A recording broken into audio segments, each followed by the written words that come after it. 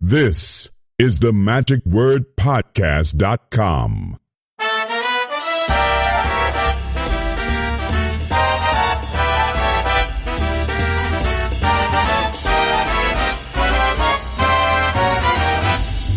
Hello, this is Scott Wells for the magicwordpodcast.com. Well, welcome to episode number 645 of the Magic Word Podcast. Gosh, we've been doing this for over 10 years.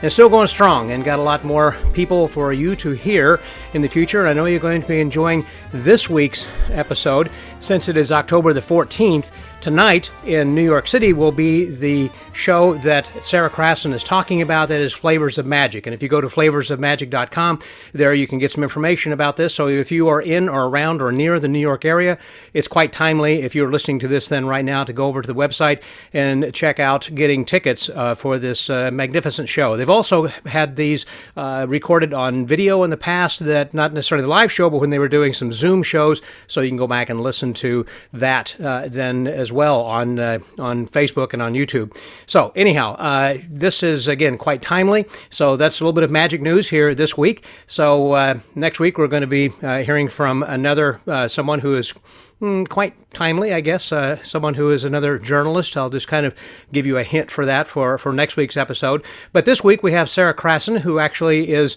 known as the Resourceress. I think that's a clever title, and she doesn't claim originality with that, and she discusses that a little bit over here, but she's the Resourceress for the SAM. So what is a Resourceress and what does a Resourceress do? Well, she's going to talk about that, as well as some really interesting things having to do with her book, which you should all have a copy of, and that is Own Your Magic. And this is written by her, who is a professional attorney, and giving you some information on how that you can go about branding yourself and doing copyrights, patents, etc., and how to make sure you don't have people who are infringing on your brand and using your name for some ill-gotten gains. Very interesting information that you will get for free here this week. And I say for free because if you are not a friend of the Magic Word, then you are enjoying this without any sponsorship nor financial aid to this podcast at all. However, if you would like to help us, we would certainly appreciate that, because we have a lot of expenses that are associated with this podcast. So please donate as you can. You can donate or you can pledge through PayPal or Patreon. If you'll just go to themagicwordpodcast.com, over there will be a link where it will say become a friend of the Magic Word, and that way you can help us financially. Well, this week we have a very full episode. It goes a little bit over an hour, and there'll also be a little bit of additional content on the back end of this for you YouTube viewers in particular. We haven't actually had a viewable video of our podcast for a while, so this is the first one in a few weeks, so I hope that you enjoy it. And if you do, then please make sure that you subscribe over here then to our channel on YouTube to help us get to that 1,000 mark. We're still not quite there yet. We're still just about 43 away as of today of hitting that, which we might be able then to eventually monetize this, but we'll still need your financial support. And one other thing I want to mention then too, while I was recording this, since it had been a while since we'd actually done some videos, I was actually doing screen sharing, and as a result, the video quality of what you'll see when I ask questions is a little bit blurry because of all the editing I had to do in order to try to make this have some semblance of good continuity and good quality of some sort. The audio sounds great, but the video is a little less than stellar and less than what that I really wanted it to be, and in a couple of times things were reversed. You're reading my t-shirt backwards and things like that, but anyhow, don't worry about that. The content's what's important, and I know that you'll learn a lot from it. So please welcome my guest this week, Ms. Sara Crasson, here on The Magic Word. Today we have another outstanding guest, someone I've been looking forward to talking with on the podcast for quite some time. She is someone who many of you know if you have attended many of the Society of American Magicians national conventions or other reasons that you should know this person. She's been attending a lot of other conventions and as well. Perhaps one thing that might be best known to us is that she is the author of Own Your Magic, A Magician's Guide to Protecting Your Intellectual Property. And that is something that is absolutely imperative that every magician should be reading, so we know the importance of what it is that we are putting out there and making sure that it is going to be protected. We're going to talk a little bit about that, but also one of the things I really want to kind of explore here with her is the fact that she is a resourceress for the SAM, which has a new title, a new position, and so now she's going to tell us all about it. So please welcome my guest this week, the lovely Miss Sara Crasson. Hey, Sara. Hi, Scott. How are you doing? I'm so glad to be here. I am so glad that we finally got together then as well, because it seems we've gotten together and talked and had a few martinis, when we're at the magic conventions, and we've talked about trying to actually get some time together. And so now, even though we're doing this via Skype, we are finally getting together to put this out. That's great. So you're looking good, and you've been keeping busy, I'm sure. Oh my goodness, yes, I've been very busy and with wonderful projects. I apparently don't like to be bored. Yep. And don't like to sleep so much. So I create projects to keep myself busy. And you mentioned that the title of Resourceress of the Society of American Magicians. Yes. They very kindly made this special position for me. And the goal of the position is to allow me to be a resource to members of the SAM and to help them put together different programs, introduce people to other people, make connections, make introductions, and to do cool stuff and help other people do the cool stuff they want to do. So I facilitate other people's projects and I come up with some ideas of my own.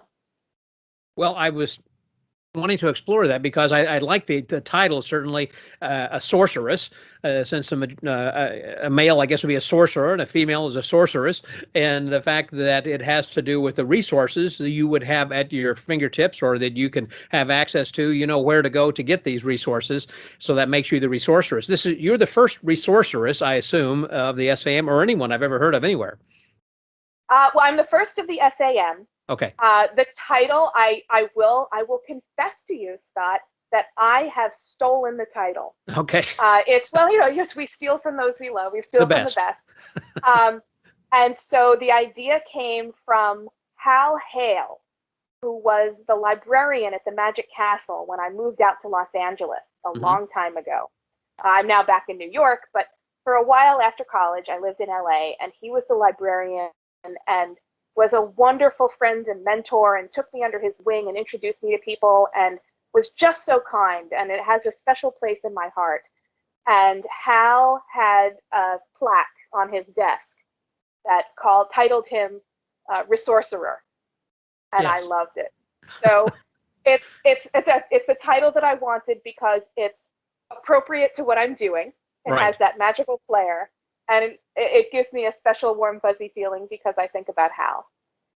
Well, as far as the resources go, what do you tap into? Are they books and videos, or are they people you put in touch with people to say, we can help improve your act? I mean, like when Joni Spina was around, you would have called her and said, Joni, I think this person could use your help. Or do you put people together, or what exactly does a resourceress do?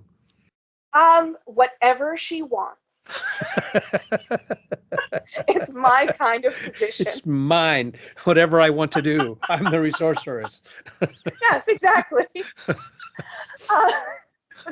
The Almighty. I wouldn't go quite that far.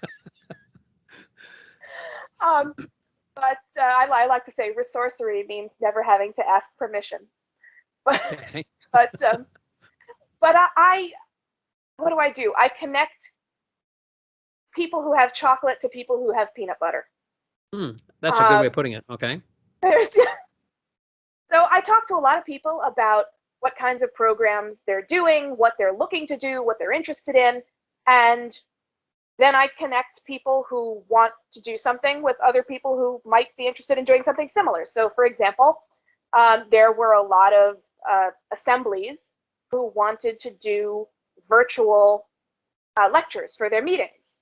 And there was wonderful opportunity because everybody was going virtual. And this was a new opportunity to have lecturers for an assembly that normally weren't on a route that the people they wanted to hear would take.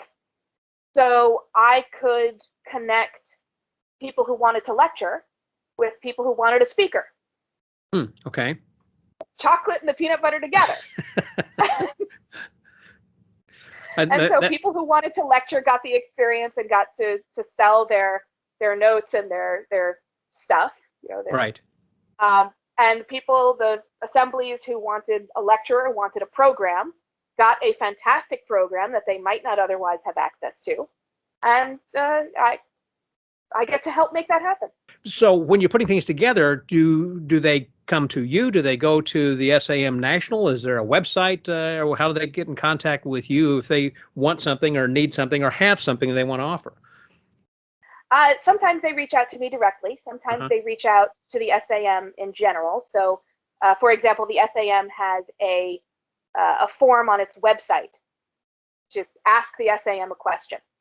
And so sometimes, the administrator gets those inquiries, and then Mano, who's the national administrator, will sometimes not know quite what to do with one of those inquiries. It doesn't seem to fit into any of the usual categories. So she'll send it to me.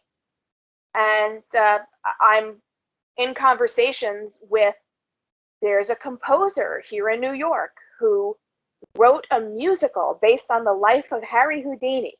And it's, he's trying to get it produced here in New York, and he wanted to do a flash mob of magicians to promote his project.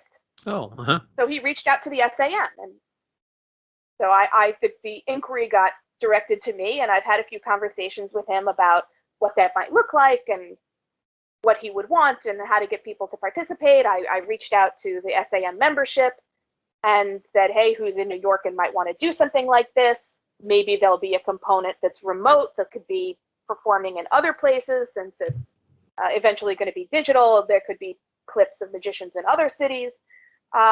Who wants to do this? And so I have a list of magicians who are interested in performing, and the composer who's working on this musical and has some resources to put on the event.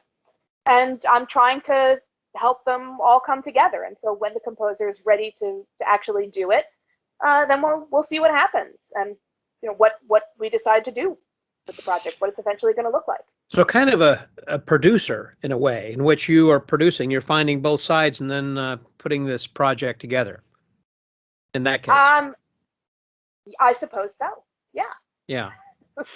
Because and I'm wondering about other types of things where someone might be looking for a resource, specifically a book, or is there something of that has ever been published in someone's lecture notes or something? Do they come to you and say, have you ever seen this trick before? I've had people come and ask me that, saying, is this new or is this published someplace? When you've been around for a while and you've got a vast library and some knowledge, people will come and ask you. So I'm assuming they do that too? I get a little bit of that. I get more inquiries about magicians who want to deaccession material from their collections or their libraries and kind of want some help in figuring out what to do with it. So I try to connect them to somebody, a book dealer or somebody who's in that trade. It's I don't value stuff. I don't buy and sell. I just connect people who want things done to the people who do them. That makes sense.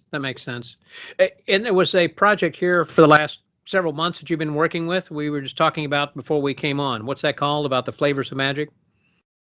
Flavors of Magic is I'm so excited that this came together. The social justice movement really sparked a lot of thought in me, and I've been thinking about how the magic community can do better. And I was writing about this and talking to people about it, and a magician said to me, well, we should do a show to highlight BIPOC, Black, Indigenous, and people of color in magic. And I said, that's a great idea. Yeah, we should. And so we are. Right. So we put together, and thus was Flavors of Magic born. Oh, I see. I get the idea now. So it's a project to highlight the diversity of the magic community. And we take a really broad view of diversity. It includes BIPOC performers, magicians with disabilities, women, LGBTQ performers. When you're saying BIPOC, yeah. could you define that for Black, some listeners who are wondering? Of course. I beg your pardon. BIPOC, Black, Indigenous, People of Color, BIPOC. Okay, thank you. Sure, sorry. And so we put together a virtual series. So what we're calling season 1 of Flavors of Color was a virtual series, 7 episodes, about an hour apiece. Wow. With performers mostly from the U.S., but some from abroad, performing from their home studios, and showing the diversity not just of the performers, but of the artistic choices that they make. Because our thinking is that when you have that the artistic choices that a performer makes are often based, at least in part, in who they are and where they come from. And so we had this fantastic group of performers coming from different places, different backgrounds, different histories, and different perspectives. And so the performances were very varied. And wow, yeah. I'm enormously proud of what's out there. The first 7 episodes are all still available online. And we are moving on now that we're doing things in person again and things are starting to open up. We have a date for our first Flavors of Magic live show, October 14th, Thursday night in Manhattan in the Theater District at the Russian Samovar. And we're doing a 7 o'clock show and a 9 o'clock show. Eric Walton is a fantastic mentalist. RJ, the magician, does fast-paced comedy magic. I'm going to host and do a set along with my performing partner, Bamberg.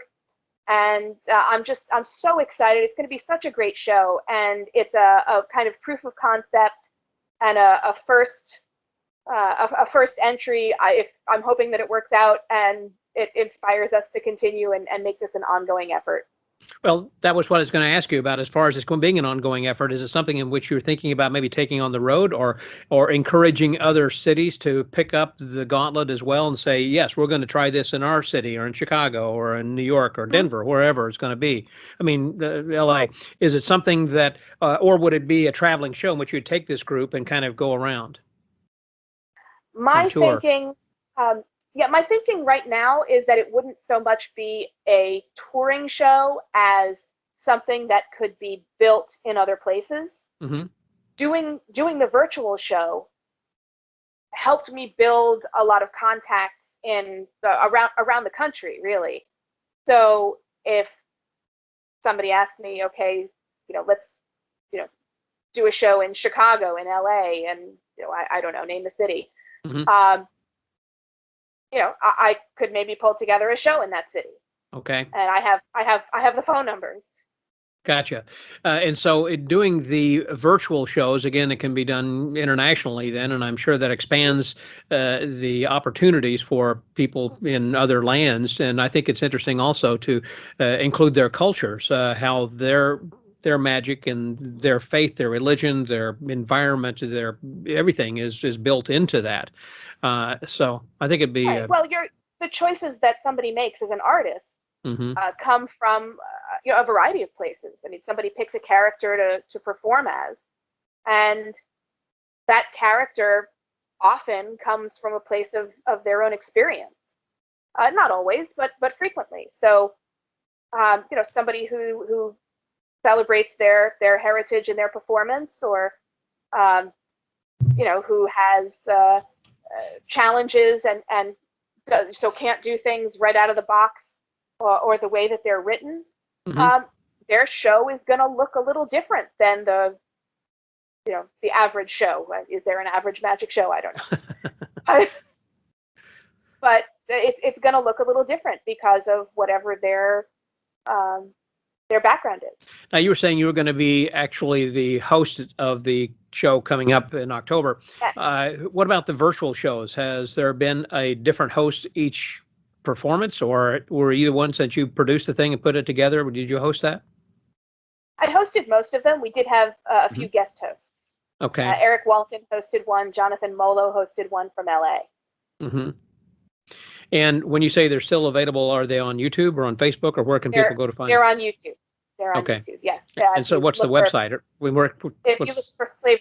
look for flavors of magic, you'll find it. Right now, we're having some website issues, and we're going to get that straightened out. But right now, flavorsofmagic.com leads you to the website where we have the blurb about the live show, and we're selling tickets to the show in New York. Right. So absolutely use that if you want to come to the show on October 14th. And I can't remember if that also has a link to the YouTube page where all of the live shows are. But if you search for Flavors of Magic on YouTube right now, you'll find it. And in the grand future, if you're all watching this from your flying cars, flavorsofmagic.com will have a website that will have a link to the videos all on YouTube. And for those who might be interested in wanting to participate in this and feel they are people that would fit in this category, how do they contact you, or who do they get hold of? You can send me an email. I'm info@flavorsofmagic.com. Okay. And while we are looking to highlight diverse magicians and a broad interpretation of diversity, if you make interesting artistic choices, if you want to participate, let us know, and we'll talk and see if there's a way that you'll fit into what we're doing. That's great. We are not excluding white straight men. I would also remind people who are watching or listening that flavors is spelled the American way without a U. I know in English it's FLAVOURS, so there's no U in that in the Flavors of Magic. Right. To find the website there as well. Now, in addition to that, I mentioned to begin with, of course, you have had this book out for some time, and has that been a passion of yours? There it is. Yeah, Own Your Magic. And it is important that people do recognize that you should own your magic, because if you don't have that, I guess, copyrighted, or you have someone else can get it, basically. Well, yeah. I have to give you the lawyer's answer, which is no. It's totally okay. I have to give you the lawyer's answer, which is yes and no. And I will do my best to talk about it like a person and not like a lawyer, because that's okay. And there's a reason that everybody hates lawyers, and I understand. I really do. So, Own Your Magic and the lectures that I've been giving on the topic are all about helping magicians understand how you can protect your business. So if you make money from magic, then there are things that you should probably be thinking about. Not saying that you have to do anything, but you should at least be aware of that can help you protect your business against somebody else improperly competing with you. Okay. So, for example, I mean, you talk about copyright, and that's kind of a big one that we all know about. You can copyright you make a video of yourself, and you have a copyright on that, and you can stop somebody from, if somebody posts it on YouTube or uses it in a way that you don't want on Instagram or something, you can make the website take it down because you have a copyright over that video. Okay, because you own it. Because you own it. Right, exactly. One thing, and the book and my talk are all about understanding what you can protect and what you can't protect. And the simple, cheap, easy to do things that can give you the most protection and the most leverage if a problem develops. Okay. So, for example, you can't copyright an idea. So, sawing through a woman. If you come up with the idea for sawing through a woman and you create it and you perform it, doesn't mean you can stop somebody else from performing that same, a magic trick with that same plot. Golden Dot, who he claimed invented sawing through a woman, although we can argue about what P.T. Selbit was doing at the time and whether Golden should have been able to get a patent. Go read Mike Caveney's book. Yeah. Right, exactly. There's a book, he'll have the full opinion and explanation. But Horace Golden got a patent for his box for sewing through a woman. And he licensed it, he let other people perform it, and he could stop other people from using his box without his permission because he had this patent. Okay. What he couldn't do is stop somebody else from making a different version of soy. So if they could come up with another mechanism for how it would work, he couldn't stop them from creating that same effect, just using his device. So the effect, it's kind of like, I guess, Kleenex is a tissue, and other people can sell tissues, just not calling it Kleenex, and it's essentially still a tissue, right? Yes. So Kleenex would say it's not a Kleenex; it's a Kleenex brand tissue. Okay. So it's not a Band-Aid; it's a Band-Aid brand bandage. Bandage. Mm-hmm.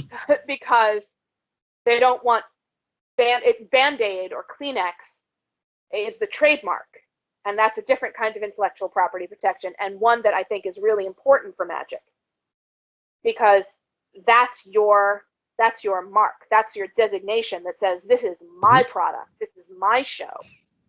So it's not just a tissue, it's a Kleenex tissue, and so you're getting Kleenex quality as opposed to. So when people, yeah, right, but there are those who would be cloning other people's acts, as you've seen forever. I mean, it depends upon whoever is the flavor of the day, whether it's going to be, it used to be Mark Wilson or Doug Henning or David Copperfield or Chris Angel or Matt King or Lance Burton, whoever it happens to be at that time. Someone sees them and says, I'm going to do that act, or I'm going to do one like that, which ends up being that act. Essentially, they kind of clone that.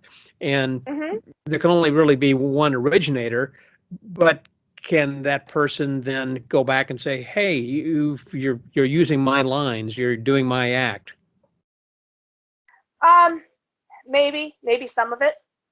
Okay. Then I mean, it gets really deep into the weeds. But the most important thing that you can know about trademarks is that your name can be your trademark. If your name, if you're, whatever your stage name is, if that's your website, if your show has a particular name, that is your brand. You might have that name on social media. You might have a website with that name. So you need to protect it. And so think for a moment, how would it mess up your business if somebody else came to town and started doing business under that name? There was, I talked a while back with Rob Lake, who is an illusionist, and you remember I believe it was the Netflix show of Tiger King, that was just crazy thing. Well, part of that in Tiger King was talking about him doing a magic act. Well, long story short, he had actually used Rob Lake's name, brand, and image in his advertising, but using these large animals. And Rob had to get his name back, and that was a very difficult and hard road for him. Yeah. So, and this happened. This is actually the events that led me to write the book and to lecture about this.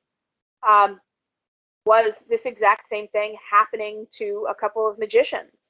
And I met Roy Coopers, who's a magician and a machinist, and he makes coin gimmicks. And he was having a problem with Amazon because he sells his gimmicks to magic shops and to middlemen who then sell to magic shops in other places. And among the various places, they sell them on Amazon. Fine. So he starts one day getting calls from these middlemen saying, hey, why are you messing with my sales on Amazon? And Roy says, what are you talking about? I'm not doing anything. And so he looks into it, and it turns out that the sales are being removed from Amazon by the company, by Amazon itself. Some guy, whose name I know but will not state, went to the United States Patent and Trademark Office and registered a trademark on the name Roy Coopers, used for magic props. Wow. And then he had the ability to also make coin gimmicks. I'm told they were not as good as Roy Cooper's coin gimmicks. I haven't seen them in person, but I'm willing to believe that. And he then went to Amazon, started selling his coin gimmicks as Roy Cooper's coin gimmicks, went to Amazon and said, "Hi, Amazon, I'm Roy Cooper's magic coins. Here's my documentation for my trademark, showing you that I own the name Roy Coopers." Those sales, pointing to the authentic sales of actual Roy Cooper's products, those sales are unauthorized to use my trademark to take them down. Wow. Amazon, not wanting to mess with the actual trademark holder, absolutely took those sales down. Roy, then not only losing sales, but also fielding phone calls from unhappy customers who purchased what they thought were his product and are now angry that they don't have good coin gimmicks. He then had to hire an attorney and spend approximately a year fighting in the U.S. Patent and Trademark Office to get his trademark back. So now he has it registered and he has it protected. But this guy, and Roy is not the only person in magic that this particular copyright squatter, let's call it, has done this to. And the same person has done this to other people. To other people, and not just in the magic world. He's apparently done this to several people in other fields that make small metal objects. He finds somebody that makes things that he can make, and has not trademarked their name, and then he snaps up registers the trademark and starts making the things, and then when he gets when they figure it out and come after him, he doesn't fight.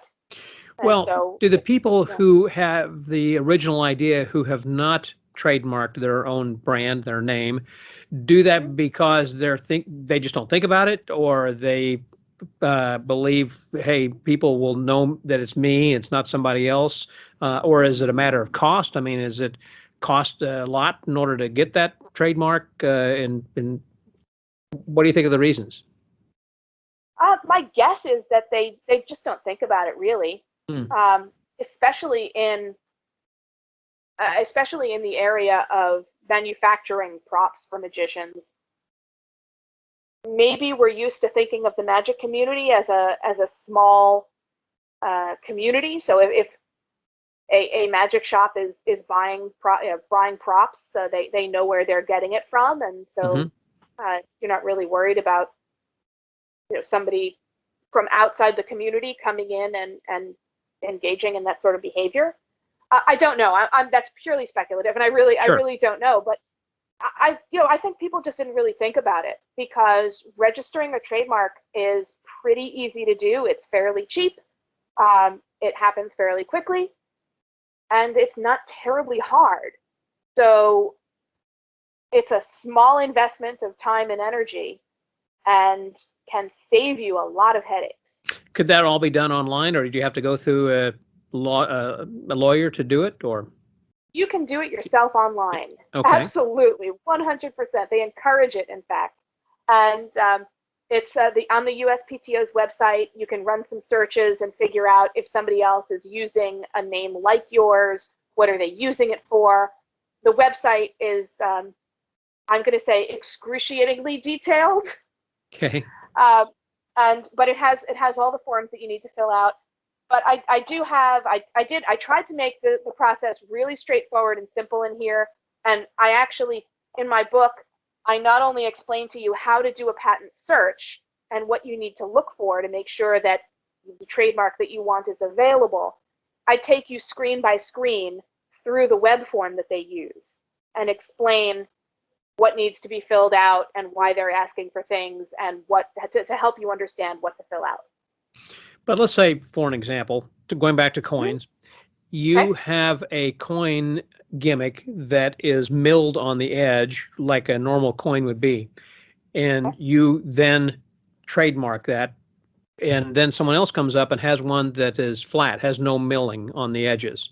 Would that be different? I mean, it's kind of like painting a blue box red. I mean, almost. I mean, is that significant enough, or at what point does the product that some ripoff guy is trying to sell vary, or even your own? If you think, hey, somebody's got an original idea, I'm going to improve on that by doing this, this, and this, and then at what point? I mean, how far from the original does it have to be? Like with the box you talk about, golden, for an example. Let's say if they had a sawing with 2 people, that's one thing, but someone comes up with an idea saying, well, we could do this with 1 person. Well, okay, that's different. Is that kind of what you're talking about, or what is the differential? Right. So that you're asking the one of the questions at the heart of intellectual property law, which is, how different does something have to be before it's no longer infringing? Wow, you could have saved me 5 minutes there. And that's what exactly what I was trying to say. But it's no. I get it. I get where you're going, exactly, and that's the crux of it, and that's the question that everybody wants to ask. Sure. If I take the product if I take the widgets that my competitor is making, my competitor makes widgets and they're selling like hotcakes. There's a great big widget market. How different do my widgets have to be before they're infringing? Yes. And if I paint them, if they're red and I paint mine blue, is that enough? Do I have to, just make them bigger or change something in them? And that is the question that every client wants to know. And the answer, and the answer is, maybe. It's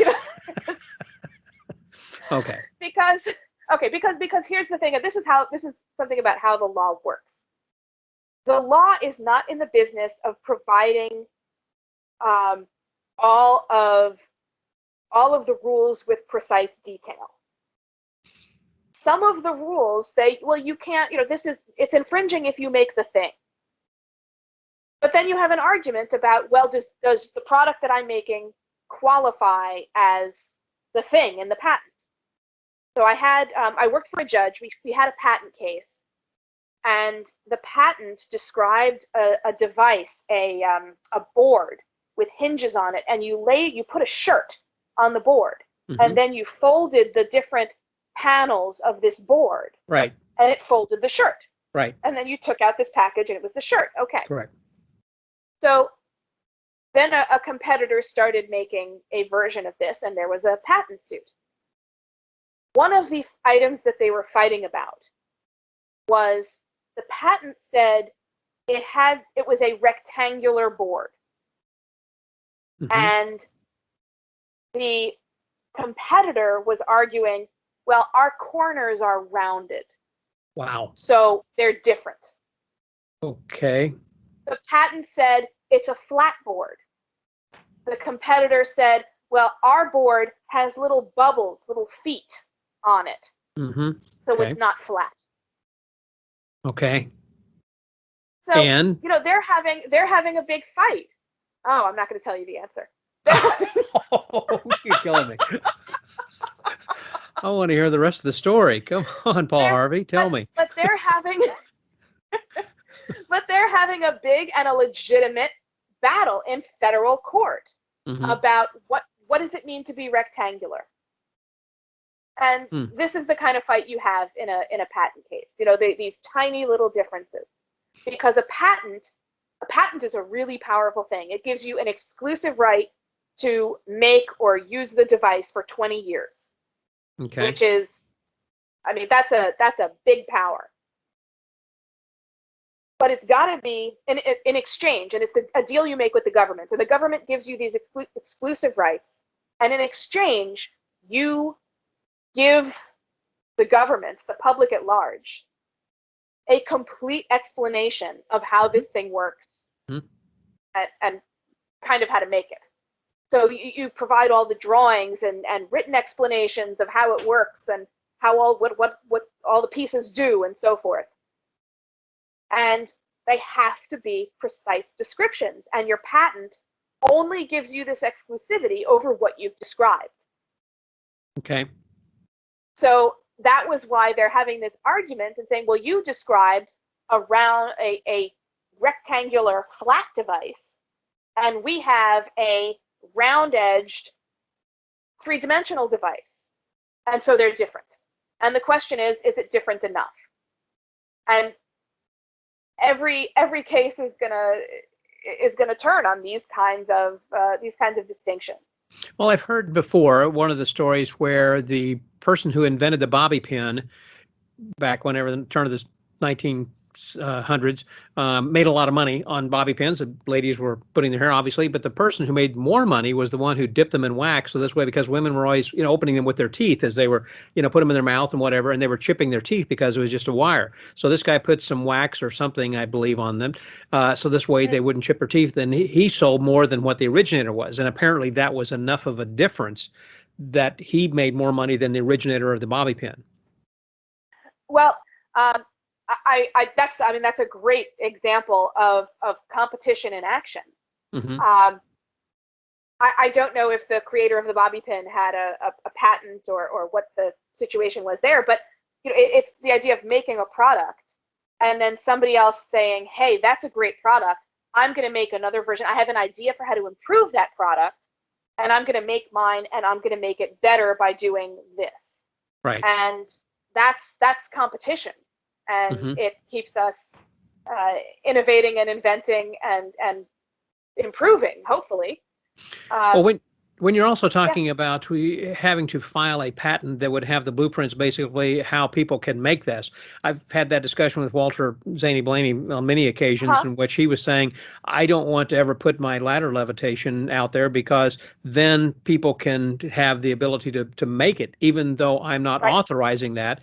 I would have proven, I guess, through owning that patent that I am the inventor of that, but the world pretty much knows I've already invented it, but I don't want everyone to know how it works because you're essentially giving up a secret of something, and the general public, who might be more than just idly curious, who can go and look it up, can find out how that's done or how a sawing is done, or many of these illusions, perhaps, if magicians would go out and actually have them patented, number one. Number two is the cost that's involved with that, but then it comes to perhaps an even larger cost if you have someone who later does patent, and you're having to come back and say, no, that was my idea. Well, you can't, it's harder to try to prove that. You had the original provenance of that at a certain point before this person came in, and et cetera, I'm sure. But my point is, you would have a lot of financial expense as well as emotional angst and everything, I think, tied to this to get your own product back. But I understand why magicians in general would not want to have their product or their idea or invention actually patented, because everyone would see how it's done. Yeah. Hang on one second. You raised a lot of really good points there, and I want to make sure that I cover them. So I write down a few notes. Okay. And you're absolutely right about all of it. And as was Walter, that's the bargain that you make, is in exchange for getting the exclusivity, you give information about how it works. And that's one of the reasons that a lot of magicians, Walter was not alone in this, that magicians don't want to get patents because they don't want the world to have this information. Right. So lots of magicians don't patent. Sometimes magicians do patent, but they call it something confusing or opaque. So they can look up the name of that. In other words, instead of sawing it's a theatrical device. Okay. It's just something. So it's a little hard to find using your usual search terms. Right. Some magicians have patented things in that way to try to get the protection and keep the secret. Mm-hmm. The other, and in fact, patenting, because I brought up Golden and the sawing, his patent bit him in the behind a little bit. A couple of years after he got the patent, Camel Cigarettes came out with their "It's fun to be fooled, it's more fun to know" cigarette ads. Right. And these were like comic strip cartoons that were published in all the big newspapers of the day. And they were comic strips where magic secrets were exposed. And so they explained, this is how the trick works. It's fun to be fooled. It's more fun to know that this is how, somebody escapes from a block of ice. It's fun to be fooled, but it's more fun to know that Camel cigarettes, have the best cancer, whatever it was.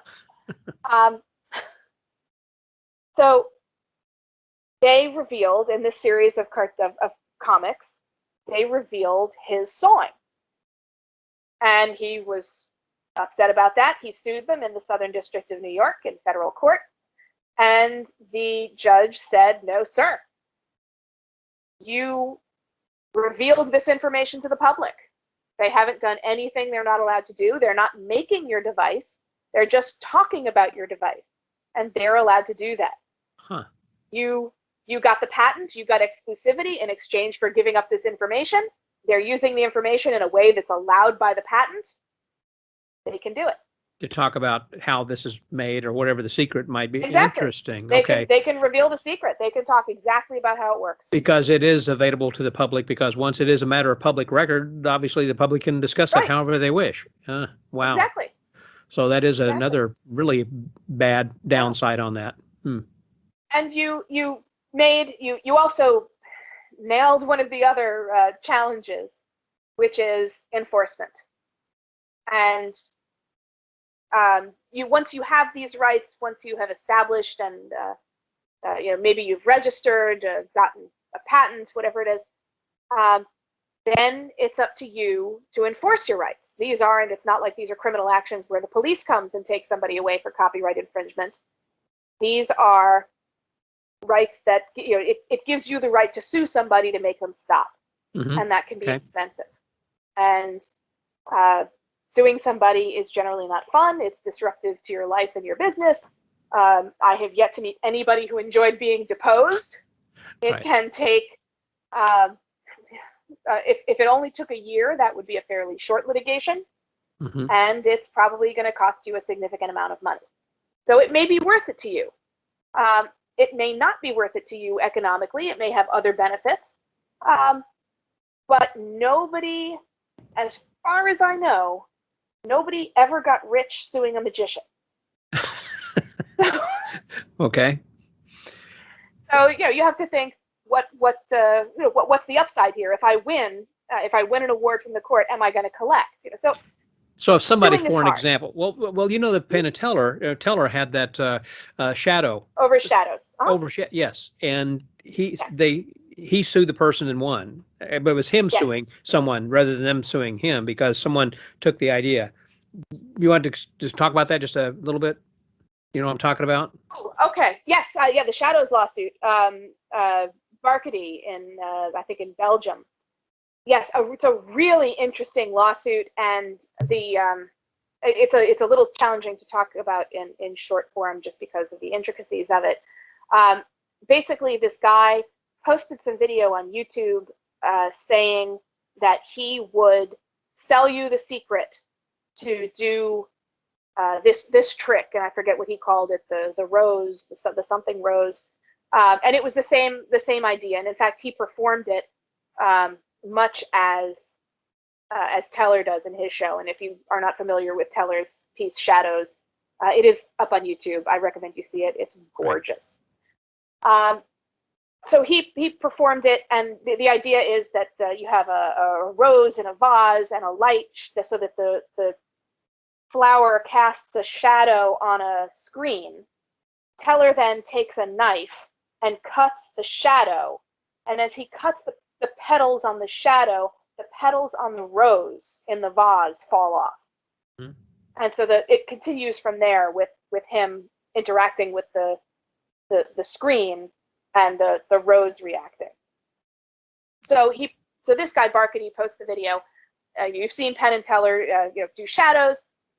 Here's my, I'm going to tell you how to do it. Mm-hmm. So there were two main claims. One was a copyright claim, because Teller actually copyrighted his choreography for Shadows. It's a silent piece, but a long time ago, he wrote out the choreography and registered a copyright on it. And there was also an unfair competition kind of claim, saying that because he referenced Penn and Teller in his advertisement, saying that he was going to, you've seen Penn and Teller do it, now I'm going to teach you how, that it might deceive his potential customers into thinking that this was actually their version or blessed by them somehow, and but so once that again, was inappropriate. But going back to what you said about Golden, where he had patented that also, and then since it was in the public domain, the public could talk about it. And so if Teller had, I guess, gotten the copyright for the choreography, they could talk about the choreography of that, couldn't they? Without bringing in the branded name of Penn and Teller. Patents and copyrights give you different protections. Okay. So a patent gives you protection over a device. There's some other aspects to it too, but let's leave that for now. Yeah. So you can patent a device, a box. So the box for sewing a woman in half is a good example. A copyright is used to protect the expression of an idea. So it's a book is going to be copyrighted. A piece of music gets copyrighted. The choreography for a dance can be copyrighted. And so that's what Teller did, is he wrote down the choreography for the pantomime, right, that is Shadows, and he had a copyright on that. Now again, it doesn't, like the patent, it doesn't stop anybody from talking about it, just like I don't have to have a copyright license for a book in order to write a review of the book. Oh, true. I can talk about what I liked about it and what I didn't like about it. But if I want to print a copy, or if I want to put on a production of a play, I have to get a license to the play. Okay. So I cut you off. You were continuing on with the lawsuit. Right. So there were two problems. There was a copyright problem because this guy, Doge, it was his name. I think Barkady was his stage name, maybe? Gerard Doge, had possibly performed it that in a way that was infringing on Teller's copyright. And also this unfair competition trademark kind of claim that he was implying that maybe Penn and Teller had approved it, or this was their product, which it was not. It was Doge's own version. So they had the lawsuit, and the ins and outs of the lawsuit are really interesting if you're a lawyer, and not terribly interesting if you're not. But the important things to know is that Barkady was in, I think, Belgium, did not have U.S. counsel, and Teller, the lawsuit was in federal court in Las Vegas. Teller was very well counseled, and the likelihood of somebody who is not familiar with U.S. law, who is pro se or representing themselves in court, defeating a major law firm is small, especially on something technical like intellectual property claims. It did not help that Doge failed to show up to trial. Okay. That did not help his case, nor did it help his case that he apparently destroyed some of the evidence.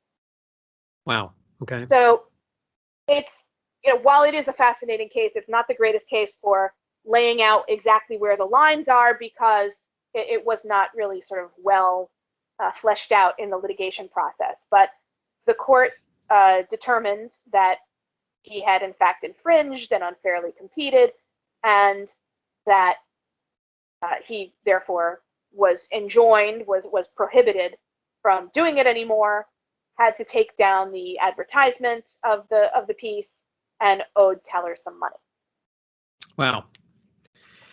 Well, you touched on something else there, and before we kind of start to get towards the end and wrapping up, that had to do then with copyright of books and things. I know there are always claims of people saying they had pirated my intellectual property. Specifically, I have put this book in the Library of Congress. I've got an ISBN number, it's copyrighted, et cetera. And then there are hundreds of pirated ripoff PDFs and whatever else of that. Is there anything that can be done, or how do you chase that down? Or Yes and no.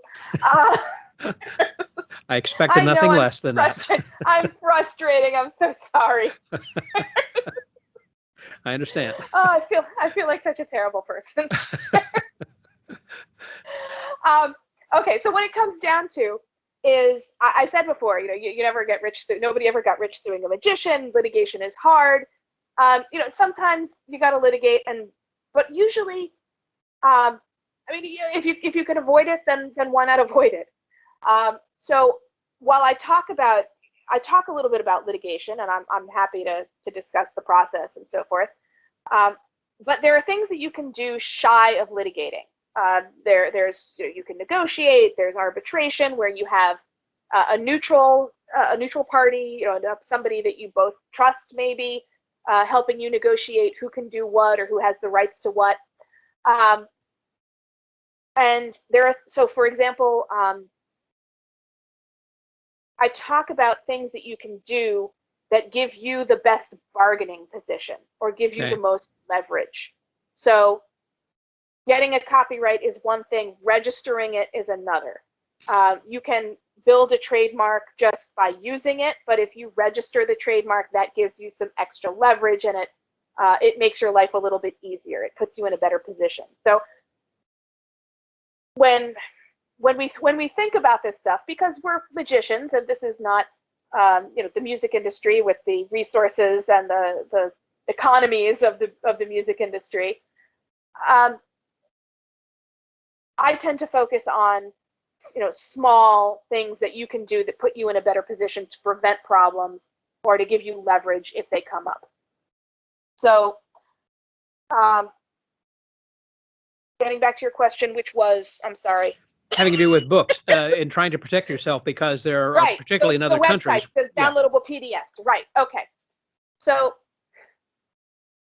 I would say that fighting a website based in Russia that is providing a PDF of your book is going to be a very difficult battle to win, because they are in Russia and suing them is going to be really hard.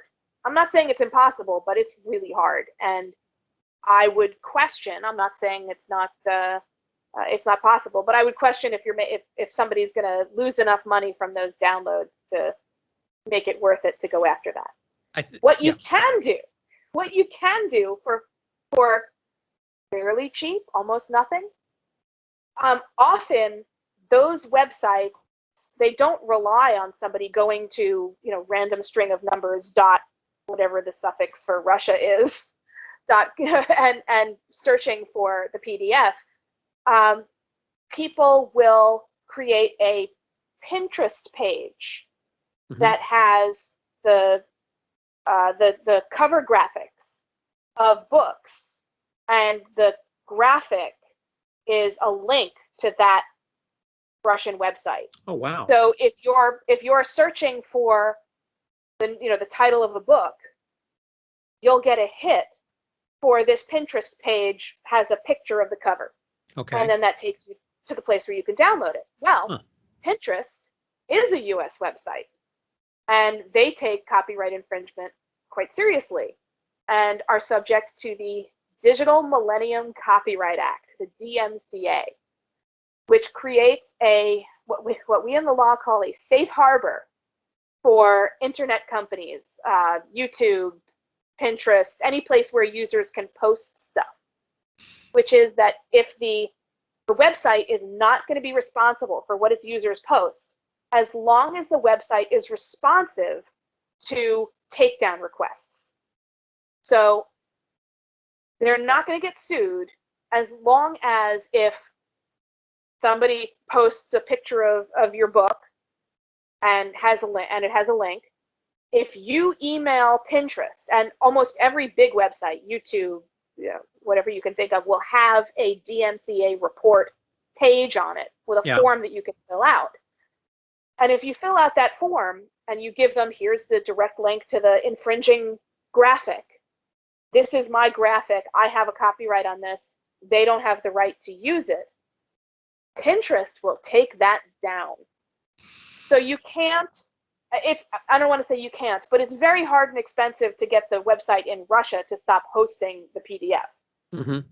It's not as hard to take down the links or the sources that allow people to find the website in Russia where the PDF is available.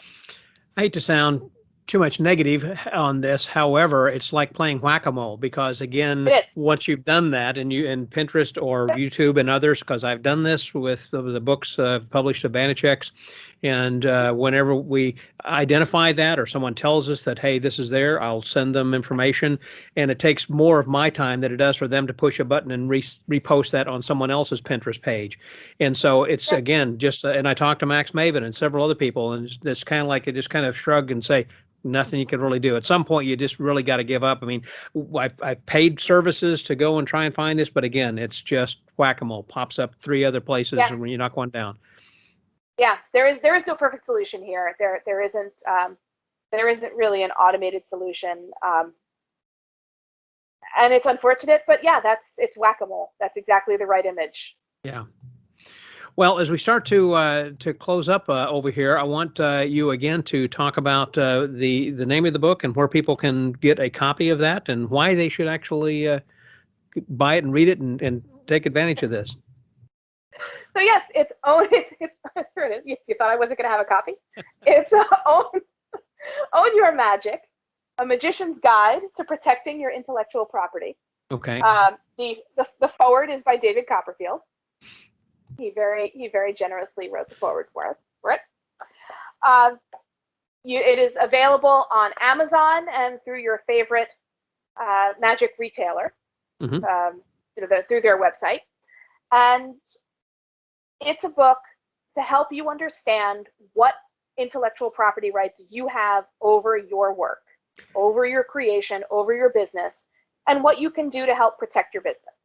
And even if you don't buy the book, your bottom line recommendation would be for what? Well, while I am a lawyer, I am not your lawyer, so I cannot give advice or make recommendations. But I think that magicians should think more about what they own that can be protected. I think that trademarks are really underutilized by magicians. And it's a small, simple thing that you can do to help protect your business is to register a trademark over the name of your business. Easy to do. Cheap and easy. Just go to the website and do that. Even if it's only just your name, you wouldn't have to go and worry about trying to copyright a trick that you've done or whatever else. It just so this way. Right. Mm-hmm. It's a trademark. It's a trademark over your name, and really, it gives you the best leverage if somebody else comes to your town and sets up doing business under that name. You go to their venue, to their web server, whatever it is, and you say, hey, this is my trademark. They are infringing on my trademark, and that's going to get you a lot of traction. But there are also a lot of other people out there who have the same name. In other words, I know there's a Scott Wells who owns a ballet dance academy, I think in California. Right. Of course, there's a Scott Wells who is a football player. There's a Dr. Scott Wells. I get emails by mistake sometimes from patients. I say, hey, I don't need this personal information. I'm the wrong guy. My point is, if I copyright my name, there are many other people with Sara Crasson name, for an example. There are actually not. If you find a Sara Crasson, it's me. Okay. But if you Google Scott Wells, I'm assuming, I don't Google myself, but if you do, I would imagine there are several Scott Wells. And if you, Tom Jones, whatever your name is, Right. So if what we're talking about trademark, not copyright, because that protects a different thing. Yes, sir. But the trademark, thank you. The trademark, when you register a trademark, you register it for a particular purpose. So Scott Wells, there could be a Scott Wells trademark for medical services. There could be a Scott Wells trademark for the Scott Wells t-shirt company. Mm-hmm. And those two things, because the services, the use of the mark doesn't overlap. It's not going to confuse any customers. The point of the real purpose of a trademark is so that customers aren't confused.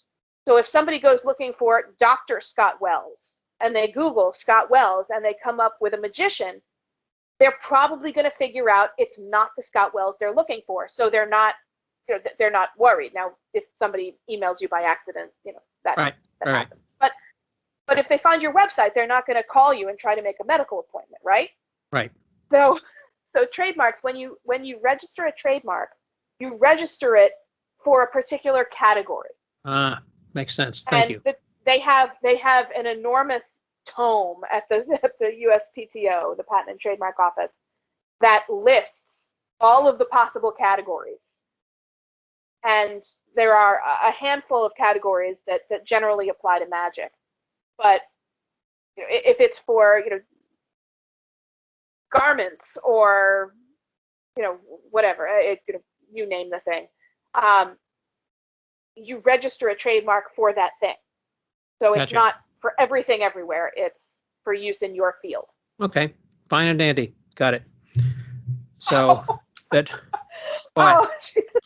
Sorry, you fine and dandy. Yeah, fine and dandy. Yeah. Well, it's the name of a song. I don't know if you know the song. No, it's I don't know. Oh, it's okay. So there's this thing that magicians do, and I've seen it my whole life. Mm-hmm. And or like when you're vamping for time or doing some kind of parody, and there's it.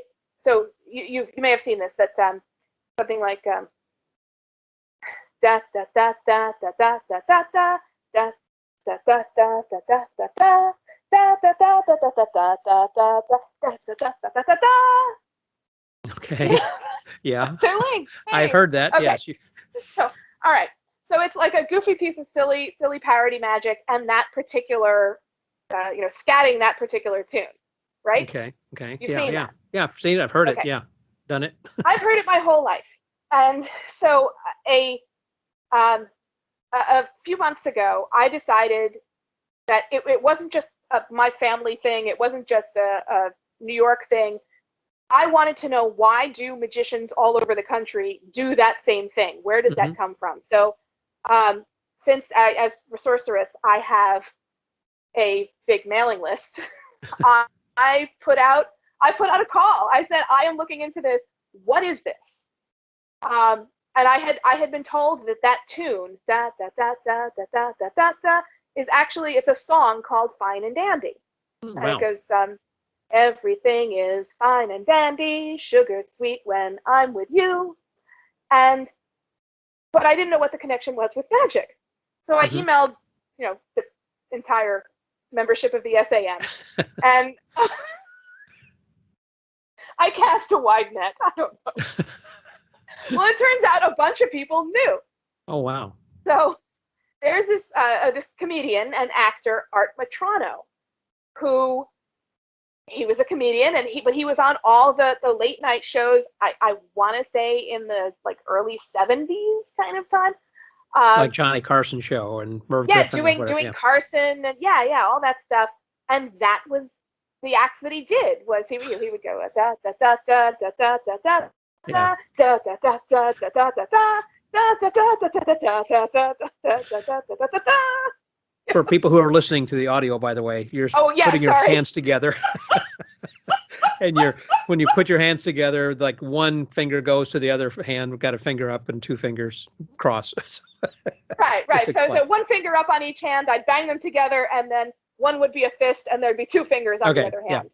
Yeah. It's all incredibly technical and astonishing. Very astonishing. So that's where it comes from. Sorry, I forgot that there's also an audio-only version of it. People are going to be listening to this going, what the heck? Okay. So people started emailing me with information about this guy, Art Matrano, and sending me video of him doing this act, and it's hysterical. It's really funny. But I wanted more. I wanted to know more about this. So I started doing some research online, and I found him. And I found him living in Miami area, Florida. Yeah. With a business called Fine and Dandy, Fine and Dandy Productions, after the song.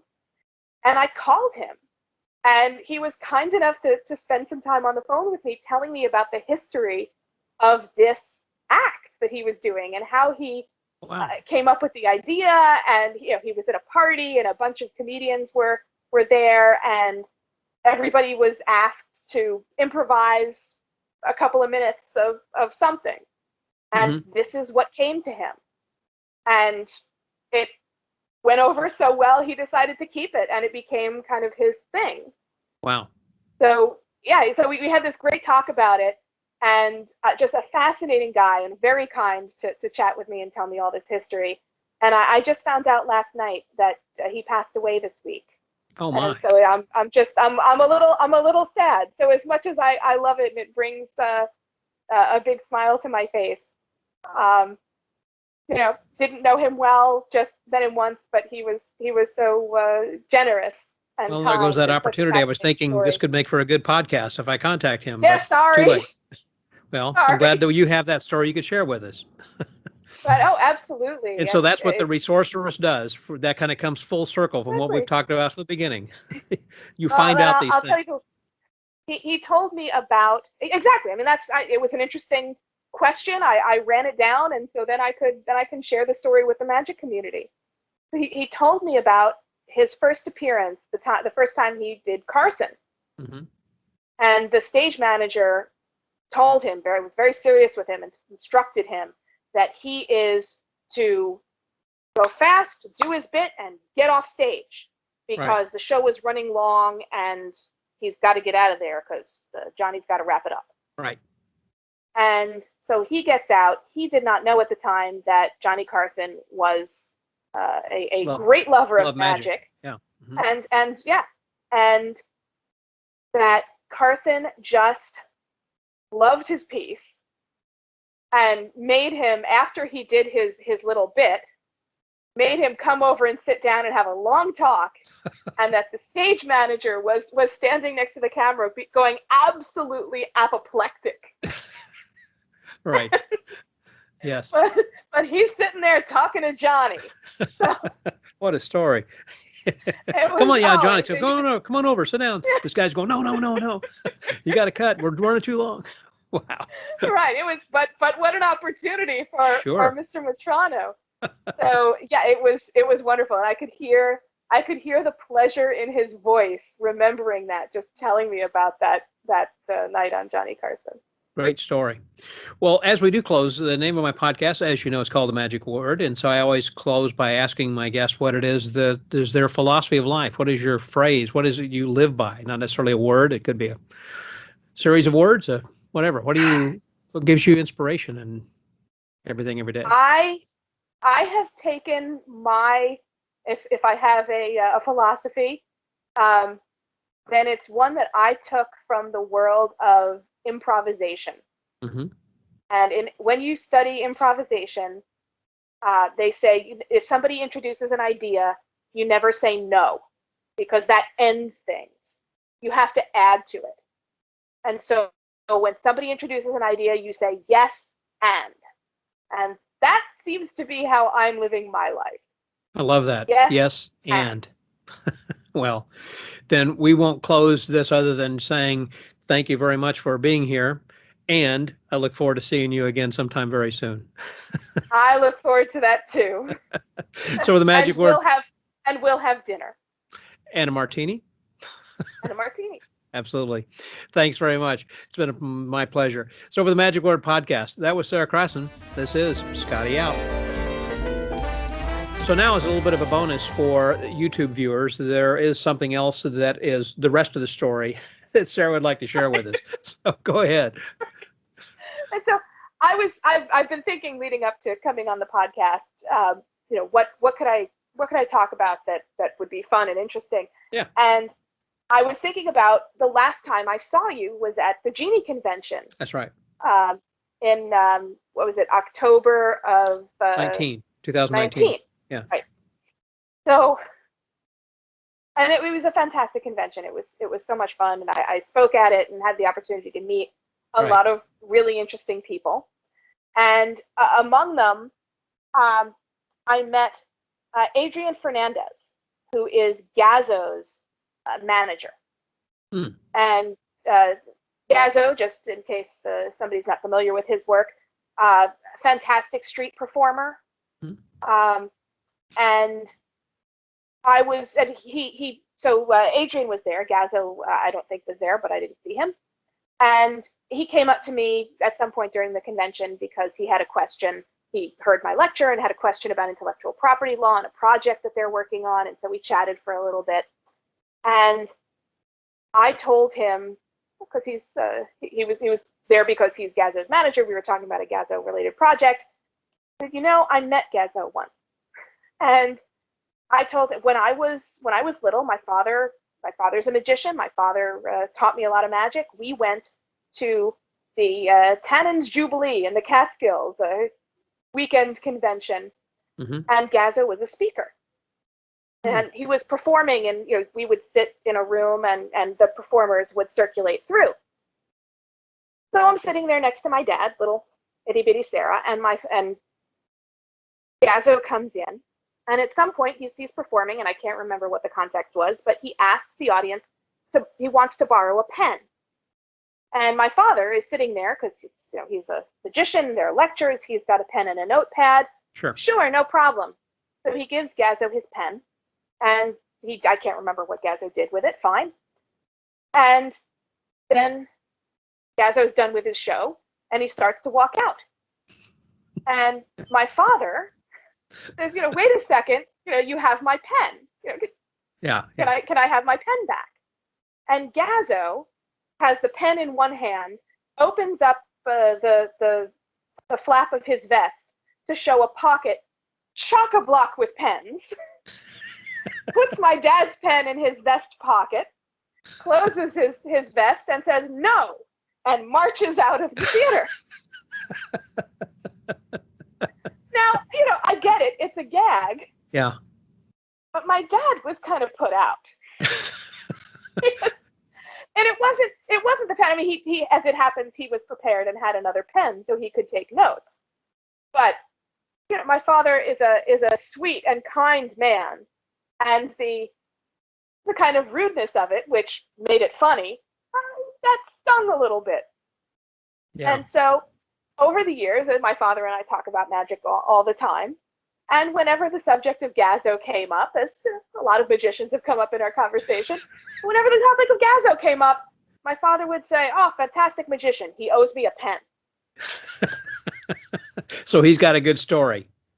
So I'm talking to Adrian in the lobby of this hotel, and I tell him this story. Yeah.